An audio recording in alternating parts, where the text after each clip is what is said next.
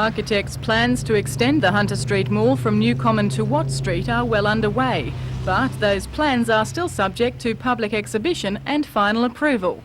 However, it's those ideas for the mall which have brought about a change of heart from the Lord Mayor regarding the Soldiers' Memorial. He says architects have included the memorial as a centrepiece for the extended mall, and it should stay where it is. Last month, Council voted to relocate the memorial in Civic Park, but in view of the architect's plans, the Lord Mayor last night put a minute to Council to have its original decision to move the memorial reversed.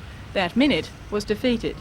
The decision of Council is to remove it to Civic Park. Now, I must say to you that I'm going to use my best endeavours to see that that doesn't happen, and I'm confident I can do it. There is a fail-safe clause in the Act which allows the Lord Mayor to take action on that, and I intend to use that clause. The Lord Mayor says he can get another resolution through which will see the memorial stay where it is, but that will also need council approval. We need the approval of 6 of the aldermen, and if we don't get that, then the memorial will be moved. And judging by the responses from people in Hunter Street today, the Lord Mayor isn't alone in wanting the memorial to stay where it is. It should be here, of course. To move it would be like moving the cenotaph from Martin Place in Sydney or the Sphinx from Egypt. I think that's a very nice memorial, and in my view it should stay right where it is. No, I think it should stay where it is. I think it's disturbing too much if you move it. Well, this is where it was put originally, well, the people who put it there, so I don't see why it should be moved. Meanwhile, the Lord Mayor said today Queen's Wharf should be officially opened by Christmas. A section of the building which was to be used by radio station Newcastle FM still has to be let, but no problems are expected in finding a lessee. Sinbad Seafood Centre says it will be open for trading at Queen's Wharf on November the 1st, and Newcastle's new boutique brewery will begin brewing there next week, ready to also open its doors to the public early in November. Belinda Borissow reporting for NBN News.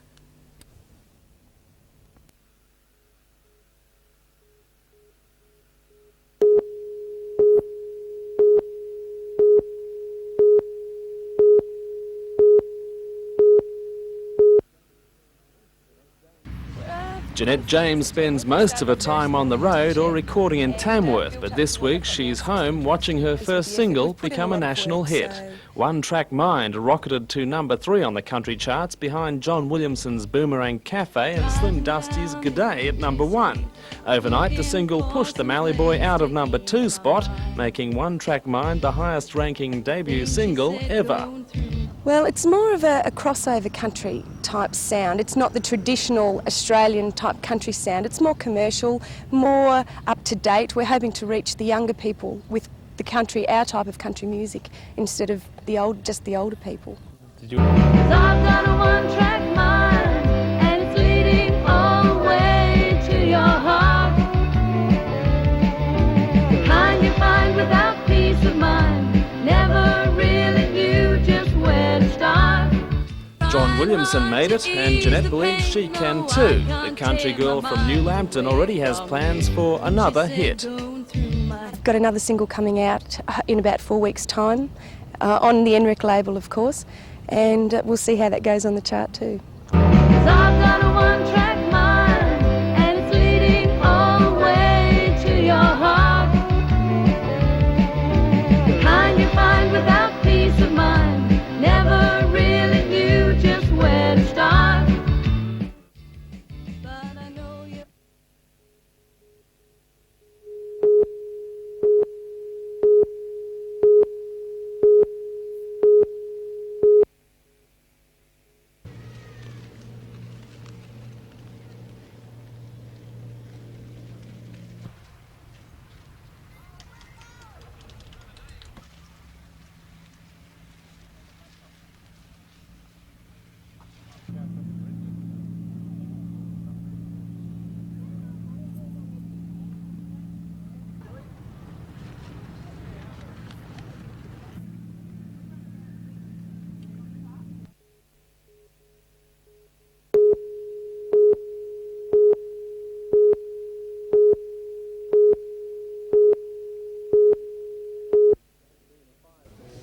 It's been 5 days since David Graham was freed from the wreckage of a light aircraft crash which killed 3 of his mates, but only now is he able to speak about the tragedy.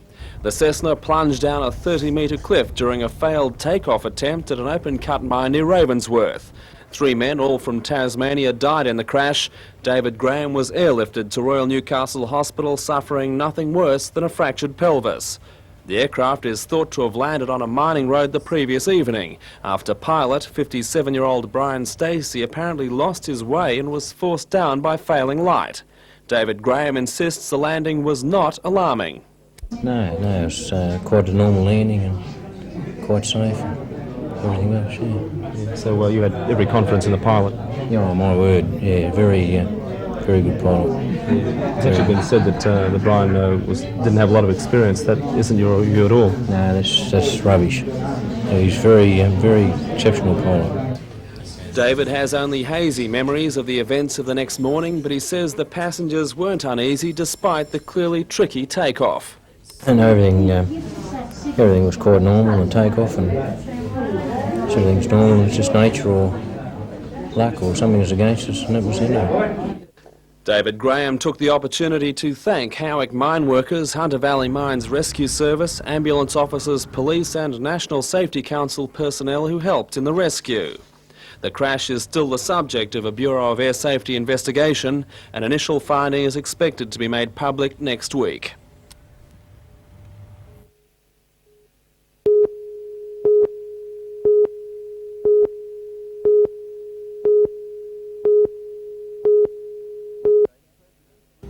The State President, Group Representative Daphne Lilburn and Hunter River Association President Anne McFall were welcomed to the club's party by a special guard of honour.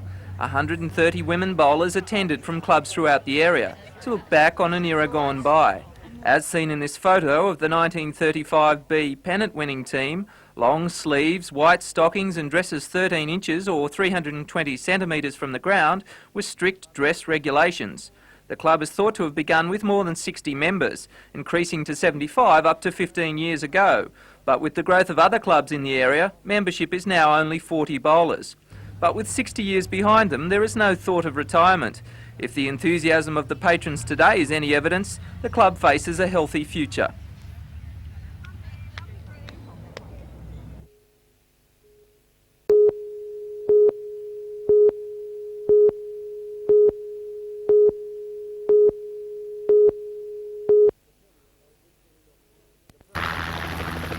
The Premier made literally a flying visit to Shoal Bay, dropping in just metres from the reception planned for him.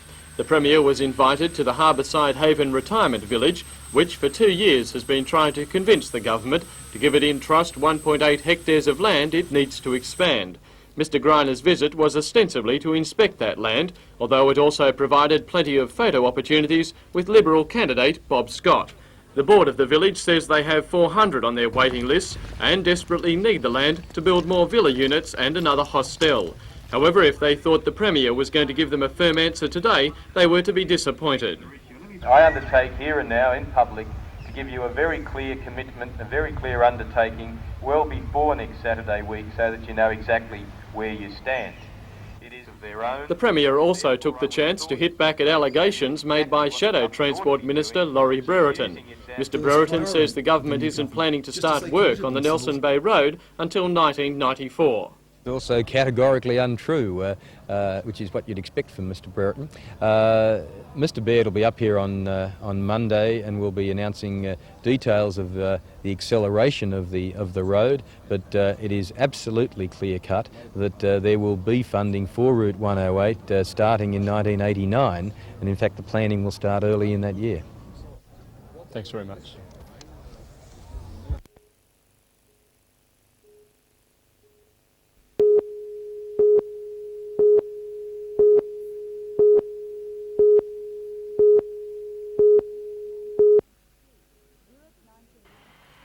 Europe 1992 is a scheme the EEC hopes will standardise import and export procedures within 4 years.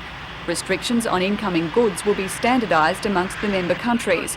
The advantage for Australian producers is that goods meeting the requirements of one country will satisfy those of every other member country. EEC Ambassador Ove Jorgensen.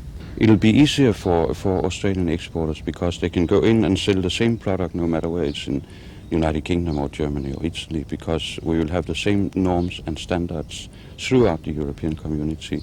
We won't any longer have 12 different sets of norms and standards. He says export prospects for the hunter in commodities such as coal and wine should grow under the scheme. Provided you're competitive, but that goes for all of us. I'm sure the prospects are very good.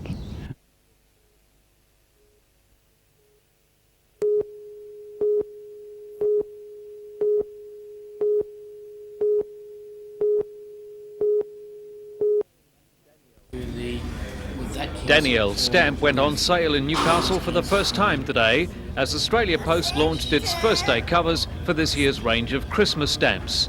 The Scone schoolgirl drew her blue nativity scene as a class assignment, but it was chosen from thousands of entries in a special competition to grace the 32-cent concessional greeting card stamp.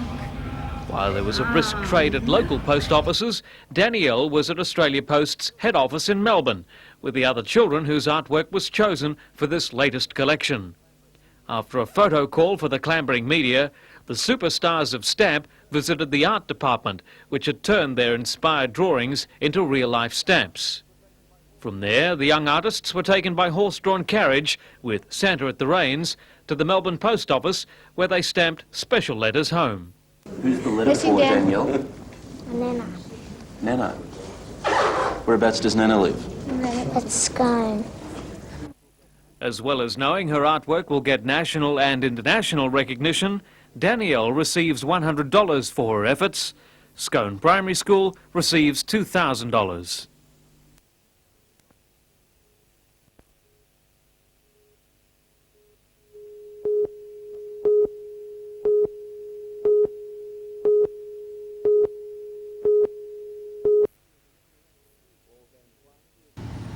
Wallsend Plaza is a long-awaited boost for the local economy and an encouraging symbol of faith in better times ahead. Management anticipated a first-day turnover of $250,000, but as the crowds packed the main doors waiting for them to open, they revised that estimate upwards. The ribbon was cut and the stampede began. Shoppers were after anything with a discount. Most were heading for the supermarket. What are you looking for? Oh, just groceries, just walk around, see what they got. Rick, anything you can think of? Not really. Oh, I'm after groceries. I thought I'd come down and have a look. I've never been to an opening before, so I thought I'd have a look. Despite the colourful opening, not all the stores were open for business. One or two didn't make the date, but Hooker Retail Development Manager Patrick Jackson says they'll all be trading soon enough. The centre's fully leased. One or two will be open in the next day or two. For instance, the deli will be open tomorrow. It's just a question of fit out at this stage.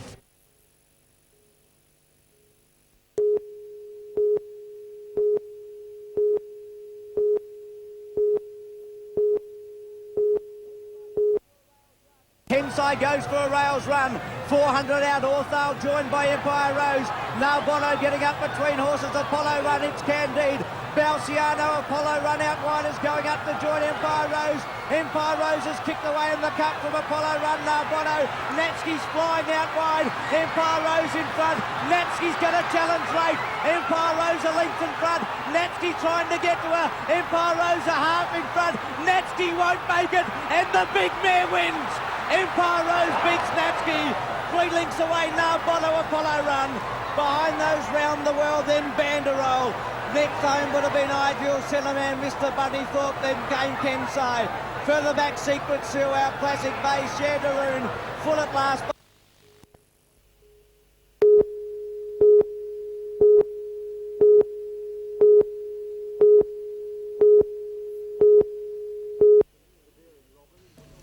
The daring robbery was almost a mirror image of last Friday's. At 1:15, when the society was in the middle of its lunchtime rush, a man entered the branch and pulled a black stocking over his head.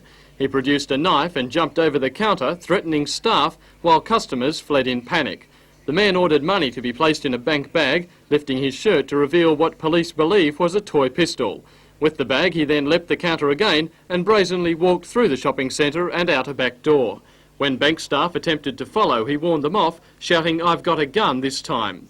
At this stage, police believe the same man committed last Friday's hold-up as well. Looks very similar at this stage. It's the same MO, and which means that he did everything the same on Friday as what he did today. Why do you think if it is the same man, he would do it twice? Is there some reason? Well, he got away with it on Friday, so perhaps he thought he could get away with it again today. The whole robbery was captured on videotape, which the police hope will help in the identification of the bandit. They are looking for a tall man in his mid-20s. He has brown, shoulder-length hair. During the robbery, he was wearing a yellow polo shirt with blue stripes on the collar and acid-wash jeans.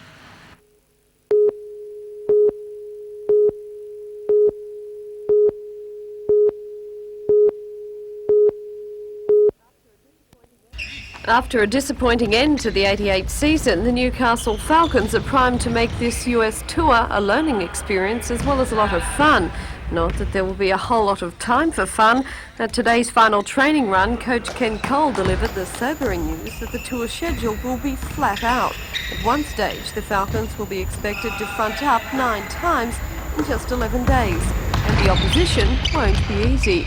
Every game will be of the same sort of quality as if we were playing the top 2 or 3 teams in the National Basketball League. So every team we play will be very powerful, and of course the problem is that we're playing college rules, that we're travelling non-stop to do it. But I just want the kids to get used to what that standard is like and to set their goals high, so when the Falcons go away next year, we'll aim to beat those teams. The Falcons' camp for the tour will number 18, among that 10 players who Ken says make up the strongest team he could possibly put on the court.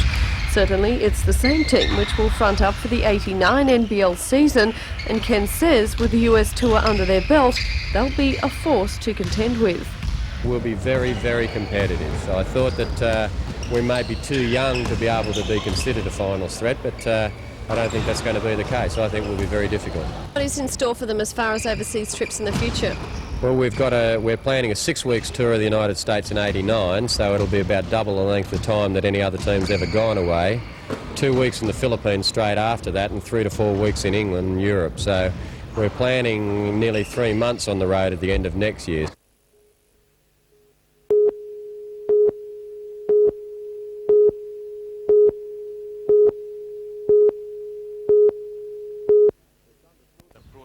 It's understood the police department has decided to cut back on costs by cancelling its leases on 22 motor vehicles used as backup cars by Transport Police. Newcastle District Transport Police heard the news this afternoon but are not permitted to comment. However, it's believed they're concerned that lack of backup cars will cause big problems for officers making arrests on public transport, especially late at night. The news has been greeted with grave concern by bus drivers, who fear that recently introduced late night and early morning services on Friday and Saturday won't be adequately protected. The Bus Drivers Union will hold a meeting tomorrow morning to decide whether the late services will continue. The decision is also likely to cause concern among rail employees, especially those on late services. The Australian Railways Union is preparing a response to the cutbacks.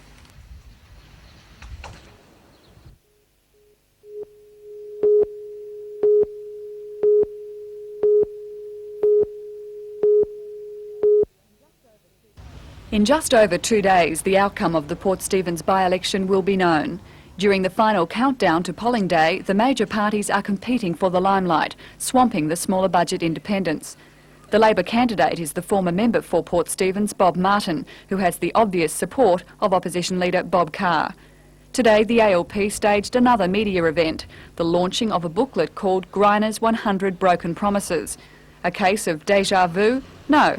NBN News covered the first launch of the booklet less than 2 months ago. Well, this is a special Hunter edition, and it's the second edition of the Broken Promises pamphlet. What we found was that it's become something of a collector's item. Everyone in New South Wales wants to have a copy. The major candidates are either making promises or accusations about broken promises, whereas all I want to do is work for the people. Independent candidate Innes Crichton is using the catch cry, people, not politics. The 56-year-old real estate agent from Nelson Bay believes he's a viable alternative to the major parties. People aren't stupid, but what they want is somebody who will honestly represent them, and honest not in the sense of monetary, but honestly give it 100% effort. And I can do that, and I've done it many times, and I can do that. And if If they'd only get on and do that and stop all this muckraking and all the grandstanding, we'd be a lot better off. It's the reason I ran. Despite intense pressure, Mr Crichton chose not to direct his preferences to the Liberals in order to maintain his independence. In response, the Liberals candidate Bob Scott says a vote for the Independents or Labor is a wasted vote, that only he can provide a voice in government. He also denies using bully tactics. Well, you know, and I know, and the people of Port Stephens know that I'm not a bully, but let me say this to people. In Macquarie Street, they don't play drop the hanky, and anyone who can make strong representations on behalf of the constituents is obviously a long way ahead of someone who wants to be mamby-pamby about it. Now, that's the reality of politics, and quite candidly, I think the people of Port Stephens will recognise that. The long odds independent is Arthur Dalton. The 69-year-old war veteran and retired furnace worker is a man with a mission. My main concern is for the senior citizens of the Shire. I strongly object to the method of this garbage disposal where old people are forced to use these huge silo bins. What would you like to see them do for senior citizens? Well, mainly I'd like to see them leave them alone and not try to stand over them. Helen Hughes reporting for NBN News.